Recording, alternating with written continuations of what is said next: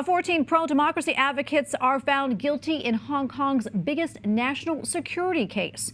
The pro-democracy protesters were convicted of conspiracy to commit subversion for holding an unofficial primary election in 2020. They were prosecuted under a sweeping national security law passed by China in the wake of mass anti-government protests. Beijing says that it supports the 14 being found guilty. And for more, let's bring in Frances Hui, Policy and Advocacy Coordinator for the Committee for Freedom in Hong Kong Foundation. She is also a native Hong Konger. Frances, thank you so much for coming on today. Thanks for having me. You know, a lot to discuss here, but first I want to get your reaction to these convictions.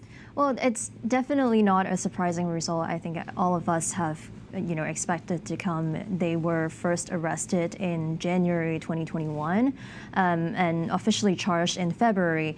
And most of them have been denied bail, which means that they have been imprisoned for over 3.5 years, like 1,000 days. And so it's definitely absurd that to see, the CCP's scale, like how extensive they will go to suppress people's freedom and rights. I mean, these 47 people, they are all criminalized just because they are participating and organizing a democratic primaries to elect their candidates. Right, and what we see today was only 16 of them who pled not guilty. So, which means there are also 31 of them who pled guilty are still waiting for their final verdict and sentencing. And we're looking at minimum of 3 years in prison to life sentencing for primary offenders. So there are definitely more to come, but this is just another sign to see how the CCP will have the scale of their suppression and repressive regime. Yeah, and we've been following the case of Jimmy Lai for some time. I know you have as well. What do you think these convictions could mean for his case, if anything at all?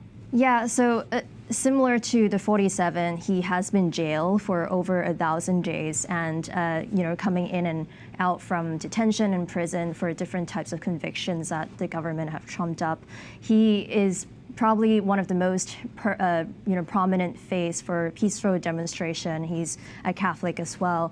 And so I think we can all kind of expect that there are a very heavy prosecution going on. The trial is still going on. It started back in December last year. And I think with how many witnesses that the prosecutors are bringing in, it would seem that we can kind of predict that there would be pretty egregious sentence coming in. But the process, again, it could be really long. So there is a need for democratic countries, including the U.S., to continue to speak up and to secure for his release, continue to ask for his release with, the PRC officials for sure. Almost out of time here, maybe a little bit less than a minute left, but a really somber anniversary is coming up on June 4th. That's the anniversary of the Tiananmen Square massacre. Talk to us about how you think those in Hong Kong, how they'll be marking this anniversary. Yeah, I can be quite certain that there won't be any publicly organized assemblies or commemoration happening in the city. The annual vigil, which always happened in Hong Kong was used to be the only place in China that could commemorate the massacre openly. And the annual vigil has been banned since 2020. The Catholic Church actually historically have also organized masses, like commemoration masses, all around the city. It was also, they had stopped doing it in 2022. So again, no public assembly could be seen visibly, but I think it's important to emphasize that people in Hong Kong are still trying to find a way to express themselves in a safe way in that limited space.